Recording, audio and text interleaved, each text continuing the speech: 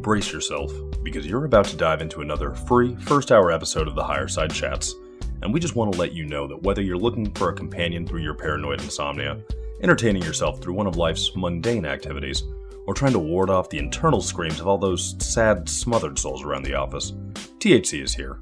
And you should know that every episode of the Higher Side Chats has an entire second hour for Plus members.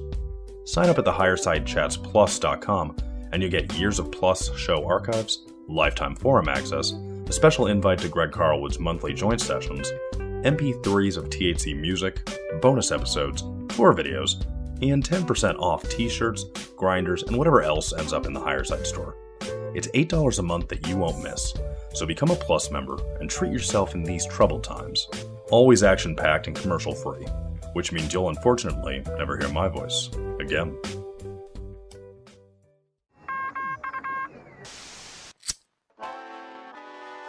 In the 1930s, President Franklin Delano Roosevelt addressed the nation through a series of radio broadcasts known as the Fireside Chats. His aim was to reassure the common man that our society would recover from its troubled times. Well, we're far from 1930, and I deal with a different kind of fire. For a new era of worldly frustration, we offer a fresh conversation. I'm Greg Carlwood, and these are the Higher Side Chats. Happy days are here again, Higher Side Chatters, as we all wade through a thick electromagnetic soup of signals, determined to focus in on the one that matters. Because it does seem like we are at a point in the timeline where policy and technology are synergistically sucking the life out of life and attempting to replace it with a mechanical and artificial AI-controlled dystopian nightmare. We see it in social media, the GMO steamroll of the world's food supply, the funding of computer-based Common Core curriculum in schools, CRISPR gene splicing, the smartphone obsession, and pretty much everywhere you look. But if anything gives me hope, it's that empires have been attempting to beat down the human spirit for centuries, probably since the beginning of time, and yet here we are. It seems that maybe dismantling and replacing the cosmic order and reality's design might be a bit harder than the nefarious few had bargained for, but that doesn't stop the esoteric tug-of-war from carrying on, and it won't stop us from resisting. That said, a key component to understanding the big picture and recognizing the deeper motivations of the capstone cabals is an esoteric and cosmological context that one has to travel pretty far off the beaten path of the modern Western world to find. It's just not something you'll hear discussed in the rapid-fire circus of cable news networks or in the discourse of arrogant, atheistic academics. But without the right frame, the picture will never be complete. And fleshing out this framework is exactly what today's returning guest, Joseph P. Farrell, has done with his latest book, Microcosm and Medium, The Cosmic Implications and Agenda of Mind Control Technologies. And he's just the guy to do it, too, as his doctorate in patristics from Oxford University and his long history of folding in exactly this type of context to a wide array of subjects has served him well. You can find his ongoing examination and commentary of this weird world at his website, GizaDeathStar.com, and in the ongoing collection of books he's written, now well over 24 in number. And with that, let's light the torch of his fifth time on the higher side, the man, the myth, the legend, one of my favorite names in the game, Dr. Joseph P. Farrell. Welcome back to the higher side. Thanks for having me back, Greg. In spite of all our scheduling problems, you were very patient putting up with that.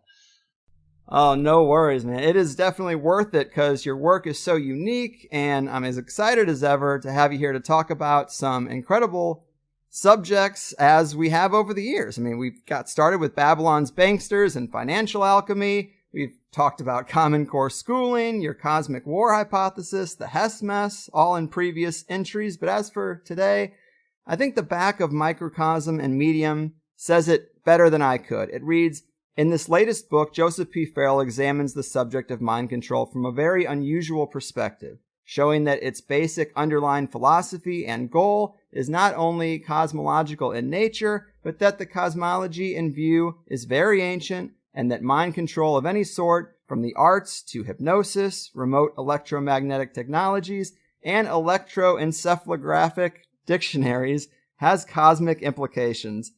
That sets the stage pretty well, but maybe you could elaborate a bit to kick us off and flesh out what separates this book from most other mind control subject matter. Well, that's relatively easy to summarize. There's a burgeoning literature on mind control, and most of that literature, it's in the form of blogs, other books, and so on. It focuses mostly, if not exclusively, on the techniques and technologies of mind control. But I take the approach that mind control, like the write-up there says, has an underlying cosmology to it. And that cosmology is very, very ancient. It's basically based on the idea that the cosmos is the product of a divine reason, and therefore the cosmos has its own kind of grammar, if you will, of handling information. And once you know that grammar, then any technology or technique that you apply to manipulate other people's thoughts or emotions or decision-taking processes and so on is going to have some sort of cosmological implication.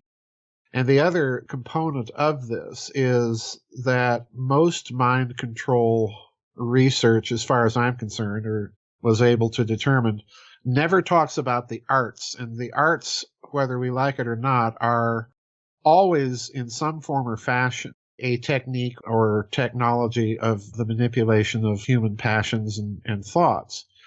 The difference being that up to a certain point in our history in the West, I'd say up to, say, the tail end of the 18th century, was based with a consciousness that was grounded in that cosmology. In other words, they knew, when you were composing music or painting pictures or so on, that you were dabbling in cosmological things.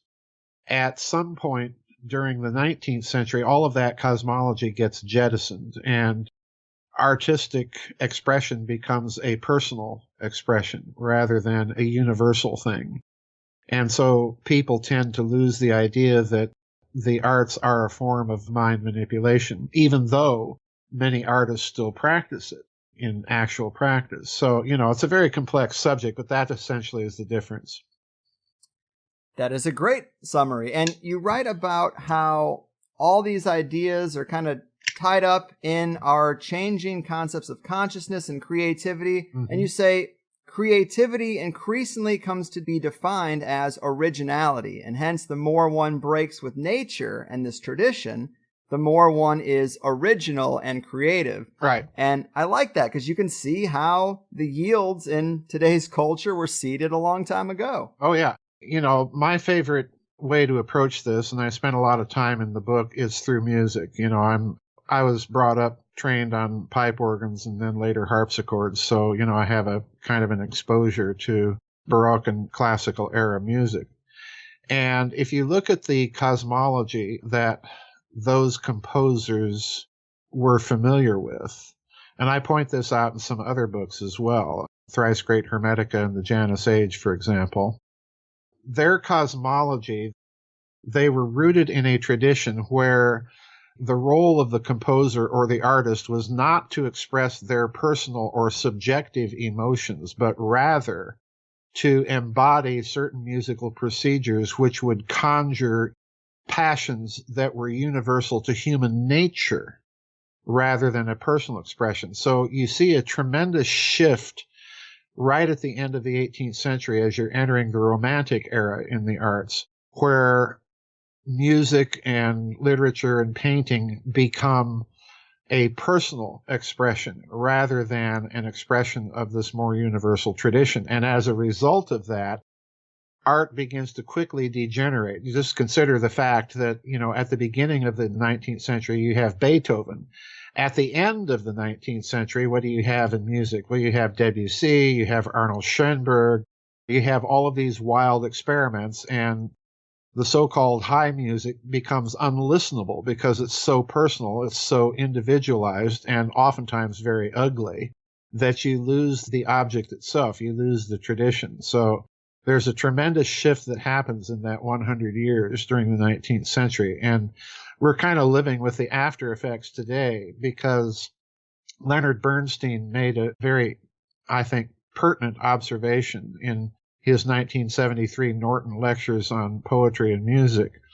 And his observation was that the universal musical tradition more or less moved out of the high culture and into popular culture. So in other words, he views people like the Beatles and so on as preserving or attempting to preserve some aspect of that more universal tradition in popular music, whereas, the so-called highbrow music just becomes, as I say, it just becomes ugly and unlistenable. So you have another split that occurs as a result of all this. But behind all of this split is the absence of that cosmology that was very, very old and that had obtained, since ancient times. Right. This also makes me think about religions, or that religions today are just shells of their origins. Right. I've talked to guests about how entheogens were involved in the past, obviously cathedral building, and you mentioned organs. They're very tied in with religious music, yes. and then monks chanting. Just this whole idea of trying to facilitate a spiritual experience using all the tools in the box, and then, today that's just kind of absent. It's absent, and it's absent, for a very, very complex set of reasons. But one of them, since you mentioned religion, is that during the post-war period after World War II, most of the churches within the West, and I would also include Judaism in the sense that most of these religious institutions underwent deliberate processes of the self-destruction of their liturgies and rituals of worship. They tried to update, they tried to modernize, and as a result, they created something so ugly they emptied the pews. People just quit going. And they changed their confessional doctrinal positions by essentially throwing them out.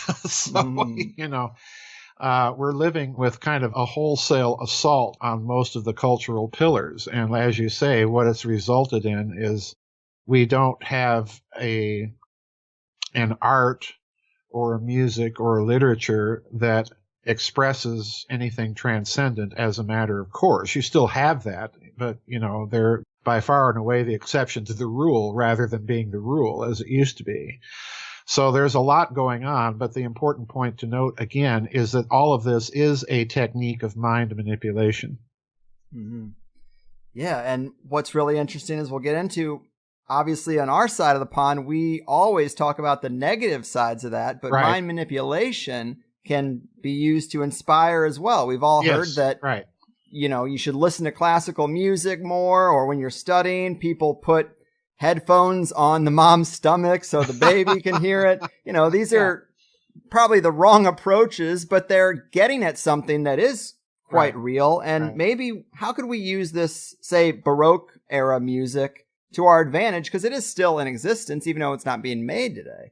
Well, it can be made. I composed some pieces back in the 1990s myself, just as kind of academic exercises to show that you can still compose in that style and create something original. So it can be done. It's just that nobody wants to do it. And the reason why, I think, is rather interesting. And that is, if you listen to the music of the Bachs or Buxtehude or any of these Baroque era masters, even Mozart was trained in this. So you can listen to some of Mozart's organ music. He didn't write very much, but what he did compose for the instrument are just phenomenal pieces of music.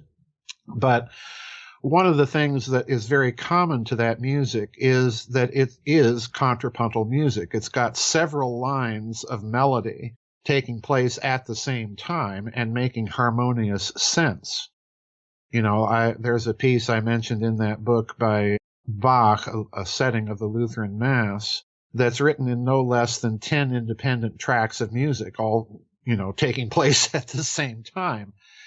And the modern musical listener is used to listening to one melody, and it's propped up by a bunch of chords with a jungle drum beat going on in the background. So in other words, we've dumbed down our listening ability so that it's very difficult for people to listen to Baroque era music on both a horizontal and a vertical plane. And today we tend to listen just completely vertically, and it suffers a kind of a loss of dimensionality. It becomes one-dimensional.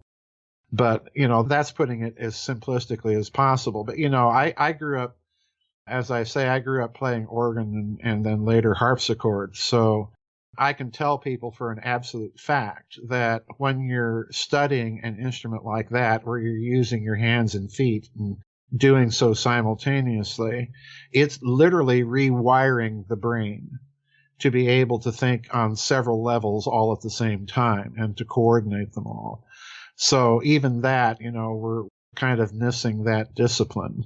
And, the cosmology of it, again, figures into this, because if you look at what a cathedral is, it's a cruciform figure, and it's a three-dimensional analog of a tesseract, of a hypercube. So, we can get into some very esoteric physics once we start talking about all of this, because it really is a kind of a hyperdimensional music. It's music on several tracks at the same time. Yeah, and we can kind of see why we don't have this anymore, because it's hard to have absolute rule over a populace that's repeatedly and routinely inspired by the divine. Yeah. That's the kind of stuff that inspires people to fight back or have ideas bigger than themselves and, be true heroes. Exactly. So, well, what we have today, this subjective turn in the arts was really a turn towards narcissism. So, today it's all about self-expression, and everybody's self-expression is as valid as anyone else's, and so what you have is, as a result of that, you have a kind of a breakdown of standards in all of the arts, not just music, but pretty much across the board. There's an interesting YouTube video out that was put out by Prager University, and it was called "Why is Modern Art So Bad?" And the commenter makes the observation that the Museum of Modern Art in Los Angeles paid tens of millions of dollars, some absurd figure, for a rock, because that was art. Well, I'm sorry, a rock is not art. Michelangelo's David, that's art. But a rock in its natural state may be beautiful, but don't need to spend $10 million for it to put it in a museum. And on it goes. We've basically created a narcissistic culture, and we pander to it in the arts. And it's at some point it's going to break down, because ultimately that kind of self-expression becomes so individualistic that you're not communicating anything of universal significance to anybody else. Mm-hmm. Yeah, and you do write about the CIA's manipulation of the art scene. And I've heard other content related to the financials of that certain people would buy like a Jackson Pollock and for a cheap price, and then promote it through all their media, and then elevate the price, and people would just, like sheeple can be, just say, oh, well, I guess it is art, and then I'm going to buy it. And there's actually a lot of money laundering and wealth creation that can come from just that. Yeah, of course there is. And it's interesting, the CIA was instrumental in promoting this modernist movement, particularly in music and the visual arts in the 1950s, and promoting essentially what I have to be quite honest and say is just plain ugliness. But you see the opposite thing happening in the Soviet Union, particularly under Stalin and his guru of the arts, Zhdanov is his name. And they were trying to promote what they called socialist realism, basically decreeing that you had to write certain kind of music and within certain parameters and so on. So Soviet composers, you stop and think of people like Shostakovich or Prokofiev and so on. They wrote this wonderful music, but they wrote it under stipulation that, they had to follow certain procedures and certain rules. But nonetheless, they were able to create, some genuine art out of it. In this country, the CIA is promoting Arnold Schoenberg and Igor Stravinsky and Jackson Pollock and, all sorts of stuff. And another thing that I thought was interesting is you draw some pretty interesting parallels between art and transhumanism. If you look at paintings and sculptures that were hyper-realistic and full of divine proportion versus the abstract figures of Cubism or like a Picasso, where the human form is warped and distorted, it is an application of transhumanist ideas into the world of art and painting, right? Yeah, I definitely think so. Because what happens is, and I use the famous painting of Nude Descending a Staircase by Marcel Duchamp And then I juxtapose that with some of the prints of Moritz Escher that we're probably all familiar with, other worlds, relativity, things like this. And what emerges when you compare the two is that in Escher's vision of the modern world, you get several perspectives that occur on a common surface, but they don't lose their ability to communicate a real object. In other words, it's still grounded in recognizable reality. With Duchamp, with the nude descending staircase, you can barely make out the human figure because what's happened is the technique has become all-powerful. And to such an extent, it really becomes kind of the fig leaf that disguises the nude descending the staircase. If Escher had done that, you would have seen a nude, it would have been very palpably clear. So there's a lot that's going on, and again, it's this subjective turn, plus the self-promotion of the CIA, and then the billionaire busybodies, as I like to call them, that promote all of this ugliness. And, there's no reason that we have to do things that way. And the reason I think that people need to latch onto this, and they can latch onto what we're saying very easily, and that's by considering film music. Because a composer of film music is still operating, whether they like it or not, or whether they're even aware of it or not. I suspect some are, and I suspect others aren't. They're still operating with that cosmological view that certain harmonies, certain procedures in music, certain instrumentation is going to conjure certain more or less universal passions and responses within human beings. And that's, you can tell that they're doing this when you pay attention to the music that's in films. Think of the Star Wars films, for example, and John Williams and his musical score for those films, where the emotions are very clearly being manipulated by the music. So that art does persist, and it would be difficult for us to imagine film music being accompanied with, let's say, with Arnold Schoenberg or somebody like that. You wouldn't be able to watch the film for very long.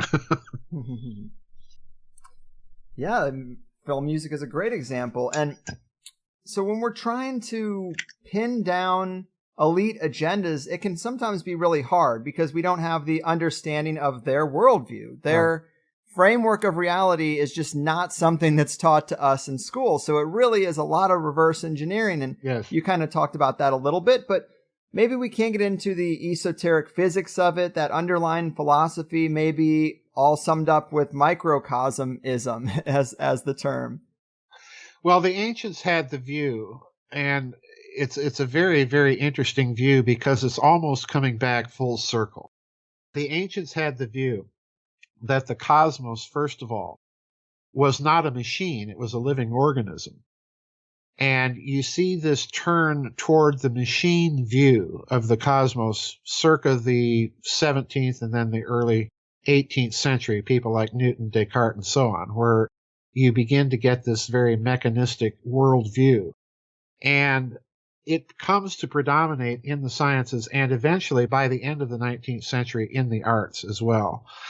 But what's very interesting is that the ancient view was that man himself was a microcosm of the macrocosm. In other words, man was at the exact center of the cosmos, and not in a earth-centric way, but rather that man was the center of the cosmos because he was the bridge between the material and the spiritual, and so on and so forth. And you see this view returning in modern physics with the so-called anthropic principle of modern physics.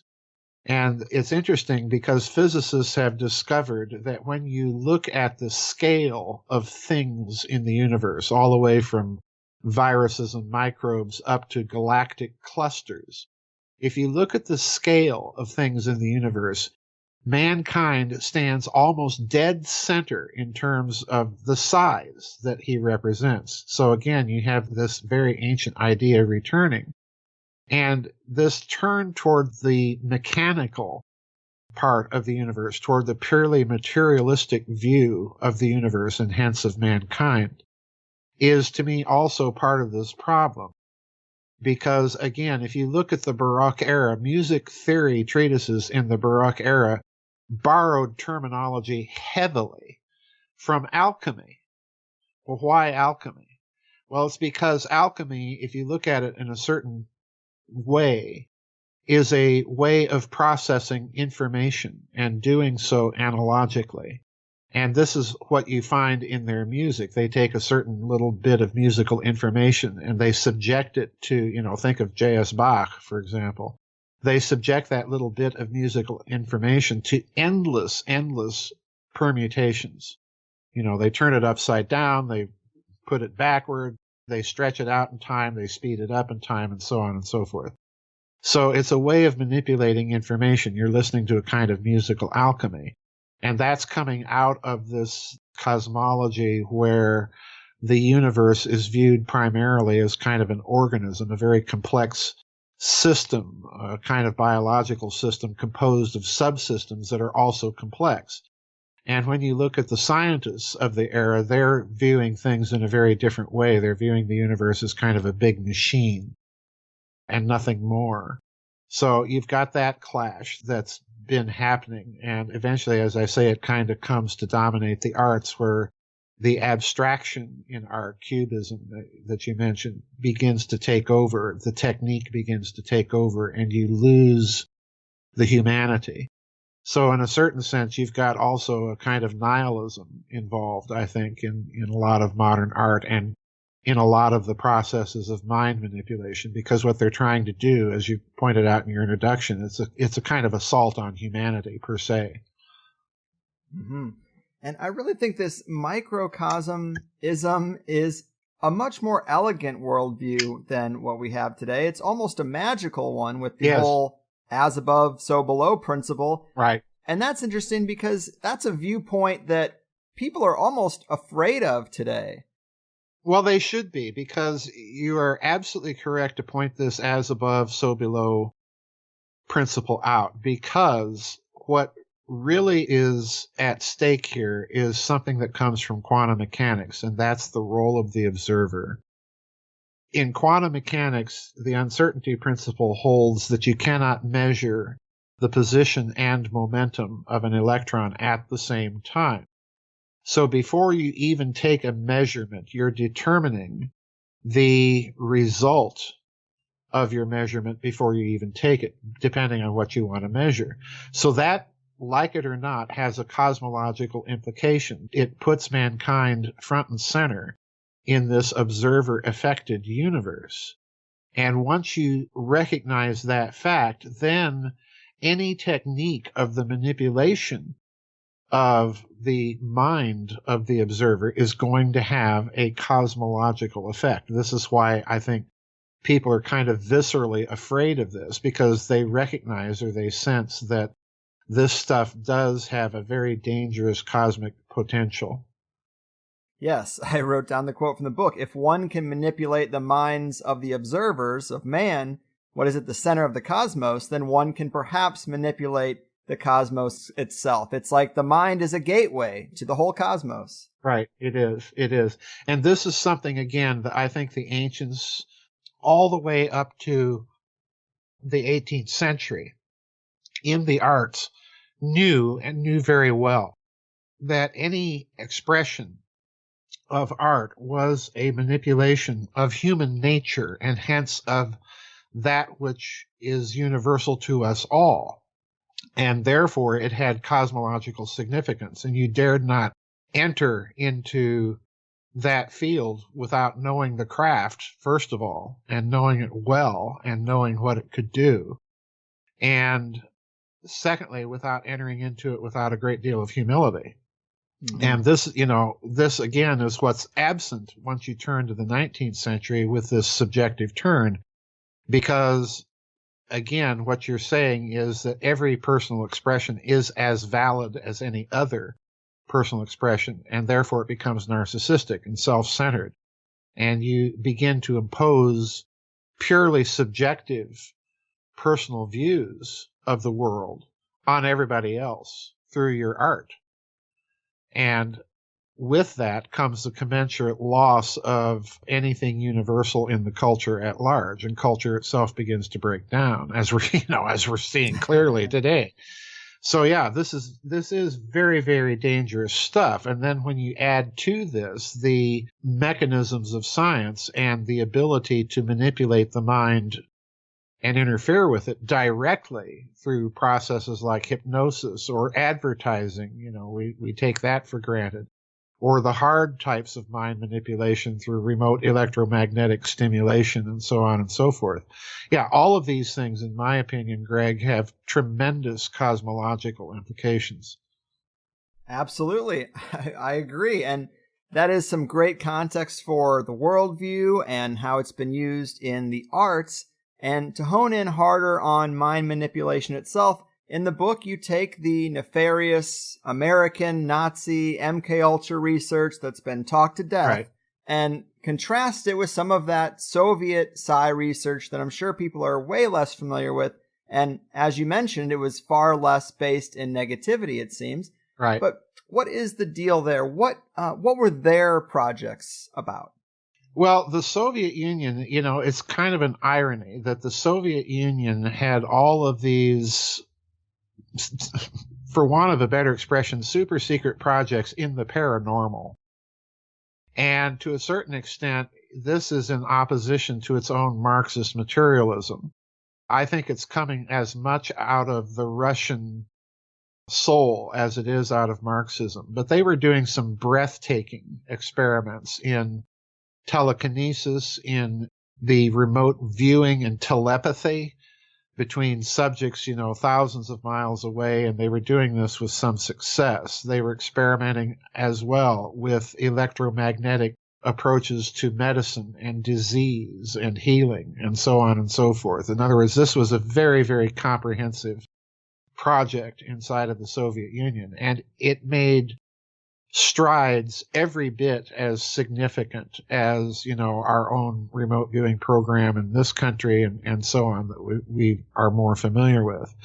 And they discovered something that is very, very crucial, and that is that if the organism is fundamentally an organism held together, so to speak, by an electromagnetic field, then it became possible to manipulate the entire organism through electromagnetic harmonies and templates and so on. So, we're square back to the arts once again, once we say this.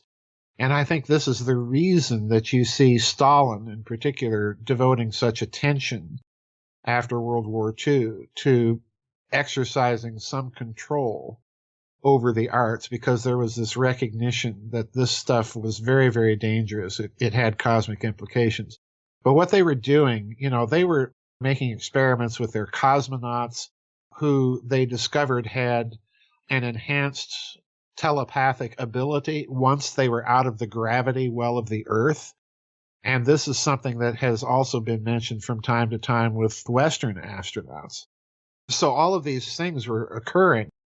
And it really didn't even break, Greg, out into the open until about the mid-1970s, when the Soviets began to open up to their Western counterparts and inviting them over for conferences and so on inside the Soviet Union, where they finally began to reveal some of their research.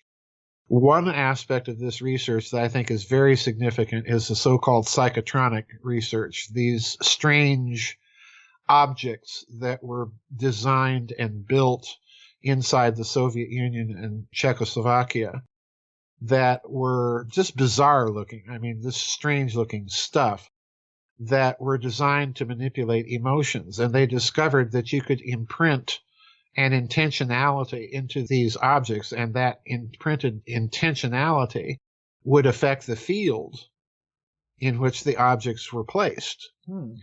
And, that sounds nuts. Well, there's an American scientist, professor of materials science at the University of California by the name of Dr. William Tiller, who conducted experiments, and I mentioned these in the book as well, who conducted experiments on a group intentionality being able to affect the pH levels in organism, the acidity or lack thereof in organisms, and to affect the gestation period of fruit flies. In other words, he was aiming to test intentionality by measurable differences. And again, he did the exact same thing. He tried to imprint this intentionality into a physical object, an amulet, basically, is what we're talking about, folks. You know, amulets with spells inscribed upon them and so on and so forth. But putting it to the scientific test, and lo and behold, he discovered that this was possible, that you could, through sheer intentionality, alter the fabric of a macrocosmic thing, like the pH levels of acidity in organisms. So fascinating research, and again, dovetailing and kind of corroborating what the Soviets did. So this stuff is out there. And again, it speaks to this cosmological implication that this can be very, very dangerous. You know, enter this realm at your own risk. Yeah, I mean, it's definitely very powerful, but of course, these are tools we shouldn't just leave to the nefarious few because they kind of have the monopoly on them right now. Right. And I also wanted to ask you about that curious fact you mentioned about psychic abilities tend to enhance in the upper atmosphere, or I guess the further you get away from the Earth. What does that say to you about our situation? Well, crawl way off of the end of the twig here on this one, because bluntly, what it says to me is that there's a relationship between consciousness and gravity, or if you will, between consciousness and mass. And, you know, that's going to sound just absolutely nutty New Age stuff. But I definitely think that there is some sort of relationship between consciousness and physics. And again, we're going back to this microcosmic idea that the ancients had, that man was a microcosm. He was literally a little universe, in that he has all the basic elements of the universe at large in his physical and spiritual being. You know, he's a topological common surface between the immaterial and material realms, and thus stands almost dead center, again, of reality. So that's what it says to me, that consciousness is a principle of the wider cosmology. It is squarely part of the ancient idea that, again, the universe is the product of some sort of transcendent reason. It's not just this chaotic product of accidental random chemical processes and so on and so forth. There's a grammar to it. There's a structure to it. And you violate or enter into that structure at your own peril. And it's I should stress this as well, it's a highly analogical view of the way that information in the universe is handled. And again, you know, this is the way we think. We move from known contexts of knowledge to unknown contexts of knowledge by drawing analogies from things that we do know to things that we don't know. You know, you see this process at work in Plato, you see it at work in Aristotle, you certainly see it at work in the medieval philosophers and theologians, be they Christian or Islamic or Jewish and so on. So you certainly see it taking place, and you even get this cosmology expressed in a very pithy way in the Bhagavad Gita, where it talks about the field and the knower of the field. You know, it's a kind of a breathtaking affirmation of this observer-oriented cosmos that we're living in. Well said. See, I was thinking about some of the work that you've done on the prospect of an ancient cosmic war and that Treaty of Versailles template and post-war limitations, and thinking, hey, maybe there's mental constraints on this planet as well as physical ones. Yeah. Well, yeah, there are. And, you know, I don't talk about those publicly, but yeah, you've put your finger right on it. Because if you look at classical doctrines of the fall of man, it's always expressed and couched in cosmological terms. And part of that fall, if you look at, and it's a kind of literature that's not very well known to most people, but if you look at the monastic literature or spirituality that you find in some of the church fathers, they will come right out and say that these psychic abilities that humans have are proper to the human nature. That, in other words, everybody has some sort of ability like this. But they also caution that because of the fall, you have to be very, very careful in using it, because it is also a way for evil spiritual influences to enter into an individual's life, and for that matter, into the cosmos at large. So yeah, there's definitely that aspect of things that's going on. God, it's just so frustrating to not even understand where or who we are or what we're dealing with or implications for something that we just don't have context for. It's frustrating. Well, it's frustrating, Greg, and I'll tell you why. You know, in a certain sense, I think that this culture war that we see heating up is really a war that's been designed to cut everybody off from the core traditions of this civilization, so that people are just no longer aware of it. You know, there's been this almost total blackout of things. And, you know, to give you the example, let's go back to music once again, just to give you a small example of what I'm talking about here. I mentioned before that in the 18th century, the music theorists borrowed terminology in their music theory treatises very heavily from alchemy. They had a whole doctrine of this cosmology and how it was to be expressed, how you expressed certain very specific things in terms of musical procedures. And that whole cosmological application of all of this in music even had a name. It was called Effektenlehre, the doctrine of the effects in music. And you used that doctrine not only to compose music, but to interpret it. In other words, you used it to determine how you were going to perform it. So, you know, I was fortunate enough when I studied the organ to have studied with a German fellow that was steeped in that tradition. So when I sat down to learn a Bach fugue, for example, the first thing he would ask me is, well, is this fugue subject masculine or feminine or androgynous? That was one of the first things that he would ask me, and I would have to explain why I thought it was one of those three things.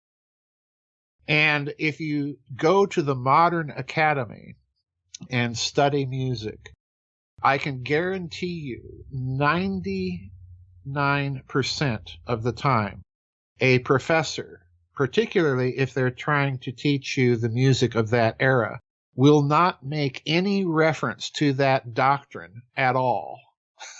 Okay? Because, again, they haven't themselves been exposed to it.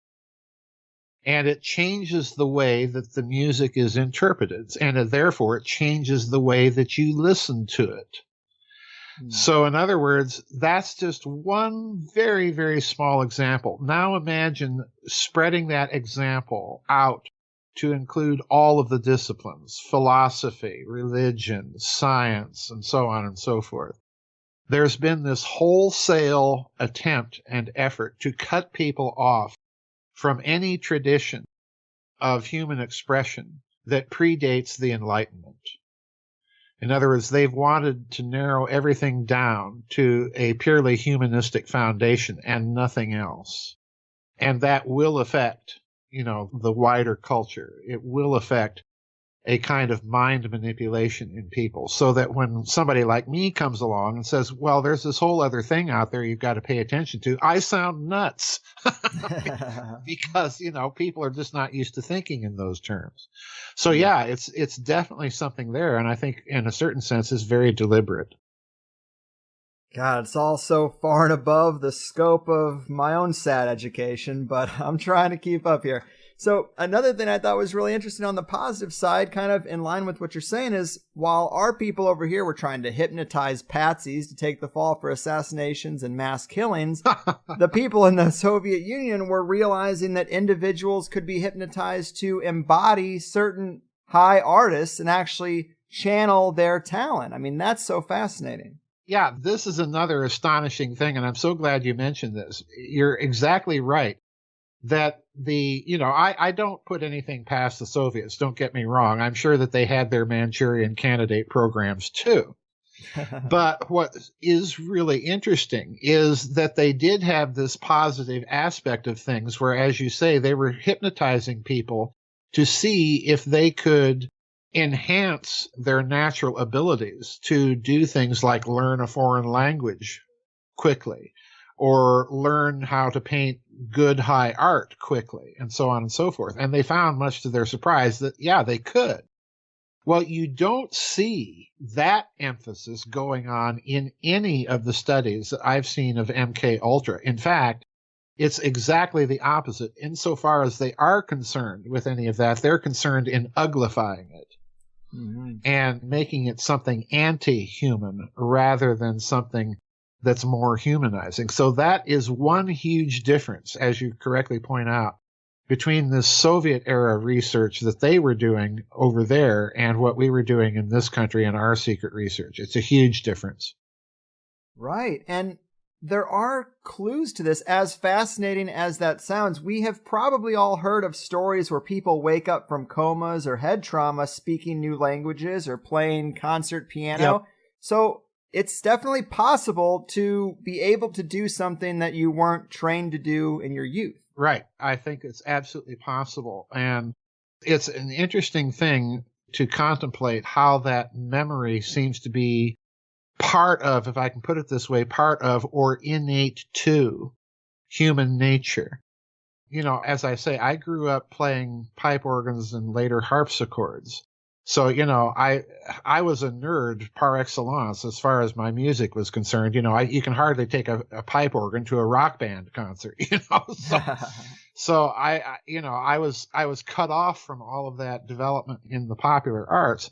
And during my graduate years of study, I gradually lost access to organs. And for about 30 plus years, I had no access whatsoever to pipe organs. I simply quit playing. Well, I recently, through the kindness and generosity of a lot of people that made donations to a virtual pipe organ crowdfund, was donated a virtual pipe organ.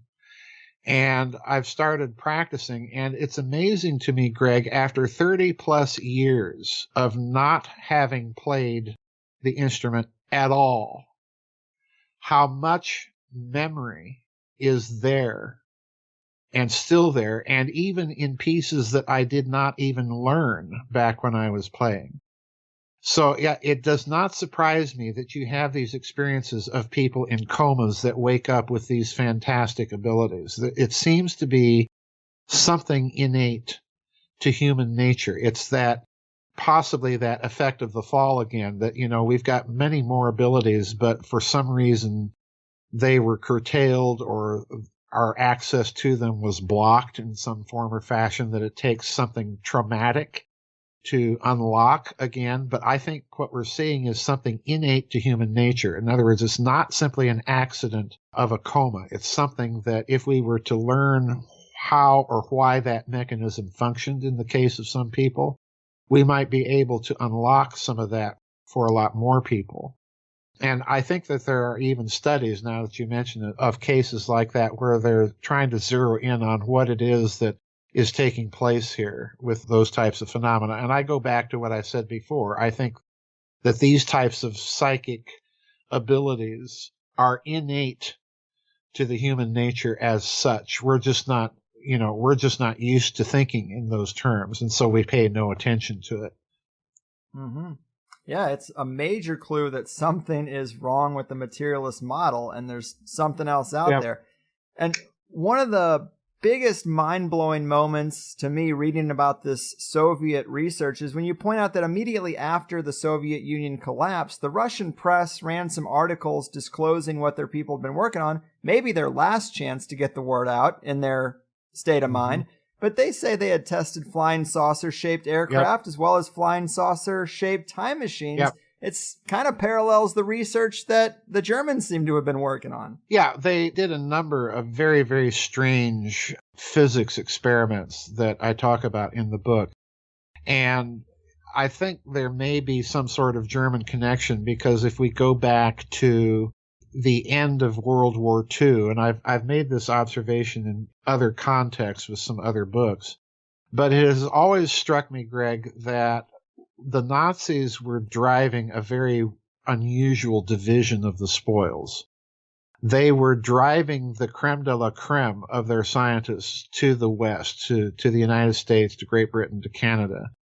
But they were driving the middle echelon managers for a lot of these secret projects towards the Soviets. And if you stop and consider what that means, it means that the Soviets got all of the draftsmen and all of the people that could reconstruct the documents trail for them. And I think the Soviets picked up a lot of this stuff and continued experimenting on it after the war. One case in point that I mentioned in SS Brotherhood of the Bell is they got a German radar team at the end of the war that, in my reading of the event, actually made the discovery of phase conjugation, multi-beam mixing on nonlinear materials and getting a phase effect on their radar sets that were quite literally blown out when they tried to do this on some of their stealthy material that they were putting on their U-boats. And the Soviets got that team. So I do view the post-war research that the Soviets were doing as being, in some sense, in some fashion, a continuation of that Nazi research, but not all of it. Certainly this psychic research that they were doing went way beyond what the Nazis were doing in terms of what they were doing in World War II. The Soviets put a lot of scientific rigor into what they were trying to do, that the Nazis were just kind of using a shotgun approach, let's try this, let's try that, and desperately trying to come up with something to win the war, but the Soviets were very, very deliberate in the way that they set these programs up, and they did so with a lot of rigor. Mm-hmm. And that was so fascinating to read about, because we know so much less about that side of the coin than we do the MK Ultra side. So, I mean, people really should pick this up just to have that piece of context, because it's very hard to find, in my opinion.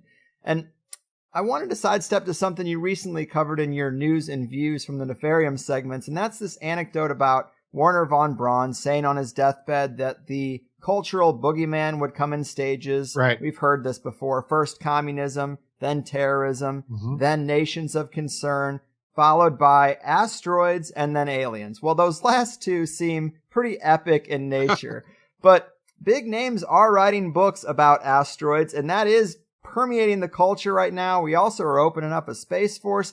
And I just am curious, are some of the technologies you bring up in the book, do they seem helpful to you for these later stages of this deathbed confession plan? Absolutely, they do. If you have the ability to interfere with someone's perceptions through remote electromagnetic means, in other words, I'm talking about voice of God technologies here. And these technologies do exist. There are patents for them. I put a few of them in the book. And they have existed since the 1970s at least. If you have the ability to beam, literally, to beam voices into somebody's head using electromagnetism, then that gives you the ability to control perceptions, the potential ability to control perceptions, so that you could literally not only stage a false flag event, but you could stage it quite literally in people's minds. And if that sounds far-fetched, let me give you an example, and you've mentioned this in the introduction. In the 1970s, I believe it was the Defense Advanced Research Project Agency, sponsored a study of trying to create what I call electroencephalographic dictionaries. In other words, the ability to read a person's brain waves, and by looking at the pattern of the brain waves, determine what words they were thinking of at the time. And by the end of this project, I think it was about 1975 or so, I may be off on the dates there, but by the end of this project, they had compiled an electroencephalographic dictionary of about 2,000 words. In other words, if you invent a technology that can remotely sense a person's brain waves, then you would be able, using that kind of dictionary, to read what they were thinking. And that technology, in turn, can be used as a way of beaming waves to a brain and then creating the pattern of waves to create words in people's heads. And by now, some sources indicate, and I mentioned these in the book, some sources indicate that this electroencephalographic dictionary has expanded now to about 70,000 words, if not more. So in other words, you have the means to carry on entire conversations between someone with their equipment in one room and somebody that is hearing voices in their head in another. And the interesting thing that we can point to about this technology is I mentioned the case of a lady that was subjected to this and started hearing these words in her head, but she would only hear them at certain places in her apartment when she got up and moved out of the field of interference, in other words. Well, stop and think of the Cuban embassy attacks. We have all of these people in the embassy in Cuba that claimed that they were hearing these horrible metallic scraping sounds and that they were sleepless and so on and so forth. One individual reported, well, I heard this when I was asleep, but it stopped the moment I got out of bed. In other words, the moment I moved out of the interference area where these waves were, being beamed, the voices and the sounds stopped.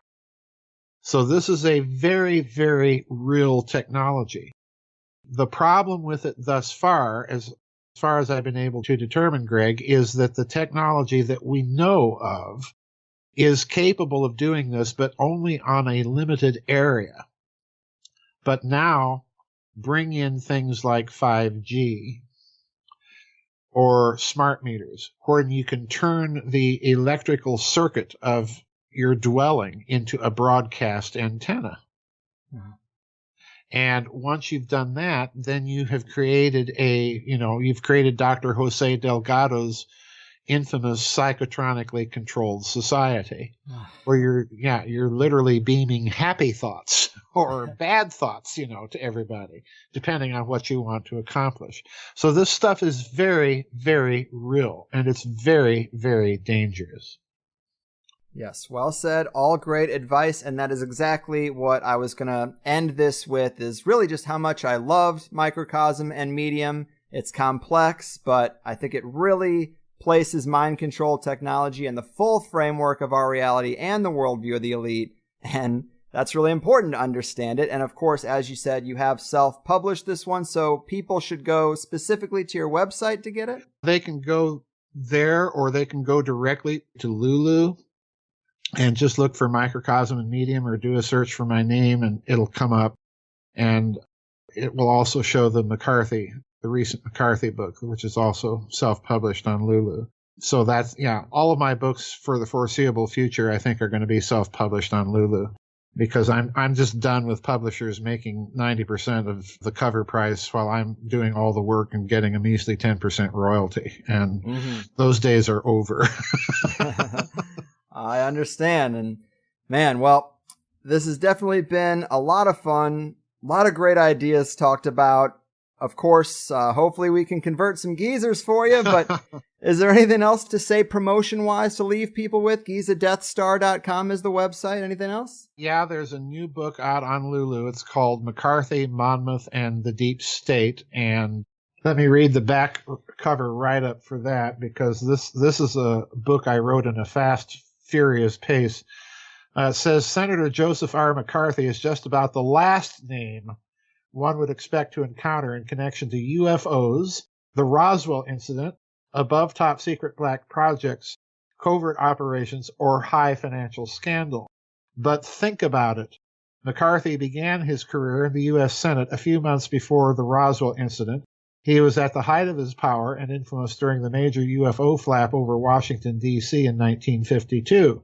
Is it therefore so strange that in the transcripts of his 1953 committee hearings, declassified only in 2003, that one should encounter veiled and not so veiled references to these subjects putting a very different context to his massive and career-ending confrontation in the Army McCarthy hearings. It's quite a little book. Provocative, yes. You sucked me in again. Definitely. Oh, great. Well, Joseph, always a pleasure, and it's always a challenge for me to keep up, but thanks again, and take care out there. Well, thanks for having me back, Greg, and thank you so much for your patience on the scheduling, trying to get this interview done. I realize I put you through the ringer on it, but thank you again. You got it. That's Mother Nature. Wow. What do I say, guys? Joseph P. Farrell, always bringing the heat in both intellectual and physical form. If you hear that sweet, velvety sound of a lighter sparking up in the background, a sound that is near and dear to my heart, no doubt. But seriously, this content got me thinking pretty deeply, and I even wondered if you need to read the book to get what we're talking about. I tried to make sure you had enough context, but it was a lot harder to do that today than it usually is. Because this overall thesis is in the neighborhood of a lot of things we talk about, but some of the connections and threads are a bit more foreign. I'm sure you guys are fine, because this is the sort of thing we've been building towards for a long time. And yeah, I was also nervous we wouldn't get this recorded, because as he mentioned, we had scheduling issues, largely due to the storms in his area. Nothing anybody can do anything about, but you know how it goes. A week goes by, and then it's hard to add old things to next week's already full calendar. I've lost more than a few interviews that way, but hey, what do we say to the god of podcasting death? Not today. So I'm glad we got it. And one of the things I love, we did spend a decent amount of time trying to get into the elite's head and deconstruct their worldview. Or not so much worldview as cosmology, as universe view, and how they conceive of reality's structure. And this book, this thesis, obviously had a lot to do with that. And at the top of the pyramid, I make a general assumption that their worldview is largely correct and also ancient. I mean, the elites have always kept the masses in the dark, but to steer many different cultures into various traps, you kind of got to know the real deal, what's really under the hood. At least that's my impression. Call it microcosmism for the sake of branding, but that's how I see the world too, for the most part. I feel like it's pretty synonymous with animism. It's just kind of more focused on man's place in the universe. Maybe there's a little romanticizing about humanity in it, but I'm okay with that. And this idea that a jailbreaking of the mind is a skeleton key to the universe, that's a fascinating idea to me. If you hear people like David Icke talk about the archons, or even if you take a traditional Christian perspective, there's that thing about the jealousy of angels. And usually it comes back to man's ability to create, and that these spiritual entities can only manipulate. They can promote ideas and spread concepts and play the muse, but they can't actually build. They can't actually play the tunes. It's the thumbs, Alien gods can beam the Tesla coil plans right into Tesla's head, but they need his thumbs, or it's all just whispers in the wind. So I do take this angle that maybe spiritual forces have reasons for having the elite approach things a certain way when it comes to control. To me, this all jives with that kind of thinking. But his points about these cosmological implications and agenda of mind control tech is really well stated, and also has that Farrell flavor that is quite unique. I really enjoyed the parts that relate to the value of high art. I'm not very knowledgeable or particularly moved by these things, but I think that's because I lack the education in all of that. But I do respect it, and I see something in it that is probably different than what we get from Disney. We've talked about this spiritual linkage, this drawing down effect. And if you want to convince the world that their prison planet is the only layer of their reality, you got to remove those things that lead one to think otherwise. Psychedelics and high art, and replace the world's well-thought-out spiritual traditions with a far less potent, hollowed-out corporate version. They did it all. But on the positive side, I was also fascinated by the results of the Soviet side research, almost too good to be true. The things that could be done when they wanted to enhance the mind. MK Ultra's over here trying to create super soldiers, and they're just trying to create supermen. I don't know, but I definitely have a Baroque playlist now. Personally, it's Chopin's Raindrop Prelude, right around 2.5 minutes, that really speaks to me. But of course, Chopin wouldn't really qualify as Baroque. More of a Baroque throwback, which probably isn't enough by Dr. Farrell's standards, I might guess. But baby steps. And I do think the overall message is that it's us who have the power to create, and we can use the realm of ideas as inspiration, but we choose what we create, and we should do it consciously. Shake off the doom and gloom and the haze of the 9-to-5 routine and really think about what you're bringing into the world, and think about manifesting the reality that you want. Focus less on the negative, or at least give it less weight. What do I know about the mechanisms of the universe? I'm just some guy. But some days I feel more hopeful about it than others, and right now I feel pretty good. So I hope you dug it. It's definitely something I'm glad we got done. Joseph Farrell, number 5. Check out his other appearances in the archives if you didn't realize he's been here so many times. The 5-Time Club is an awfully small group, right? Maybe only half a dozen people or so can say that.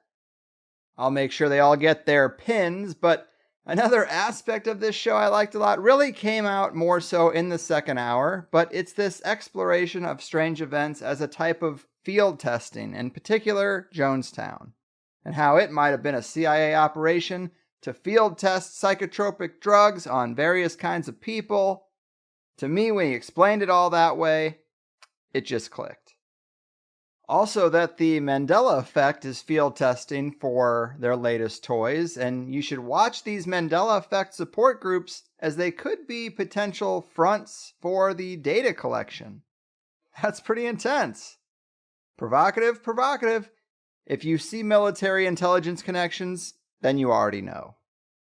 And that said, of course, every interview you hear out there from me for free has a second hour for Plus members. And today with Dr. Farrell, we get into how Microcosm and Medium relates back to Hess and the Penguins, the things I mentioned about Jonestown and the Mandela effect, how psychotropic drugs and wireless technology can work together for mind control agendas, Dr. Farrell's thoughts on ufology in the context of patterns and the mind control technology we're seeing, why spiritual forces might care about earthly geopolitics, magic, and reverse magic instances in world events like the burning of Notre Dame Cathedral, and a very worthy detour to talk about Dr. Farrell's work on GMO politics and food supply administered vaccines.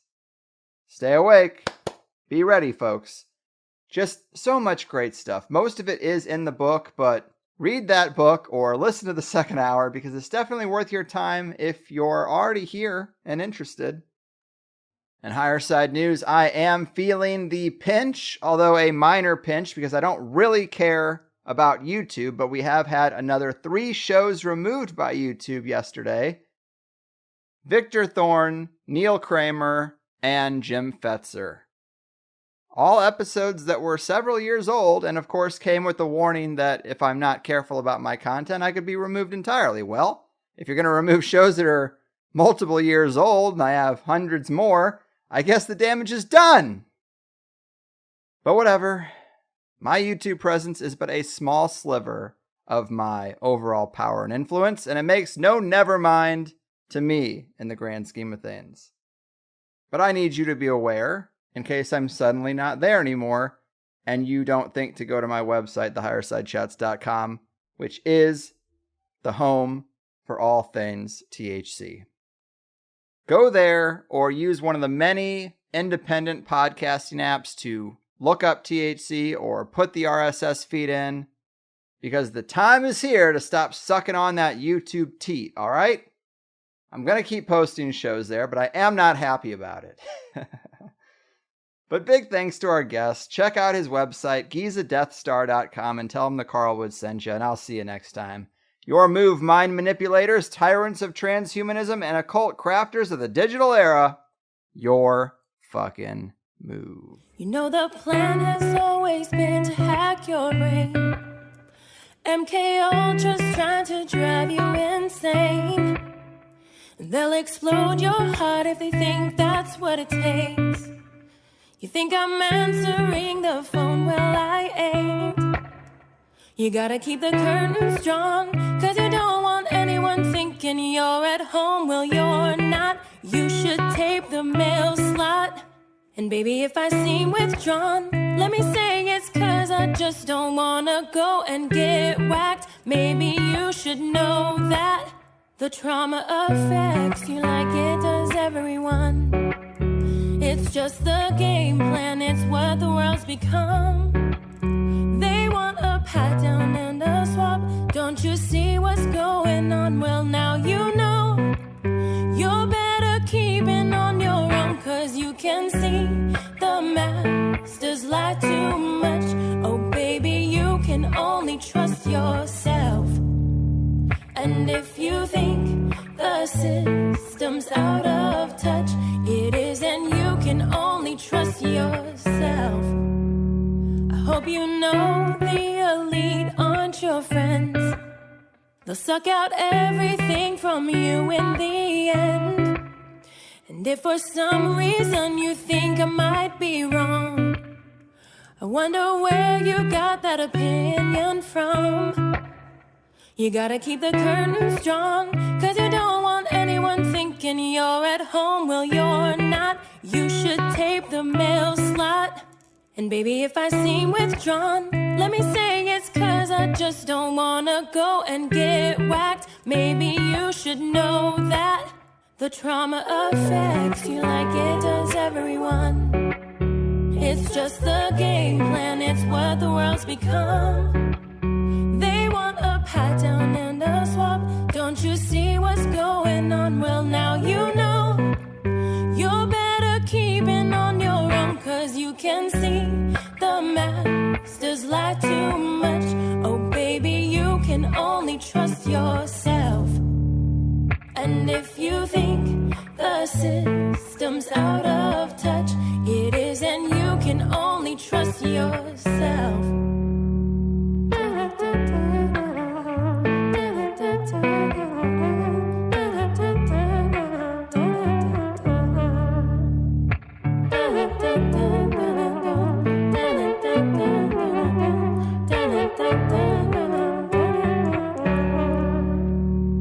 You might think that these problems are small, or maybe they aren't registering at all. Now they know you're naive and vulnerable. You won't believe all of the stunts that they'll pull, cause you can see the masters lie too much. Oh baby, you can only trust yourself. And if you think the system's out of touch, it is, and you can only trust yourself. Cause you can see the masters lie too much.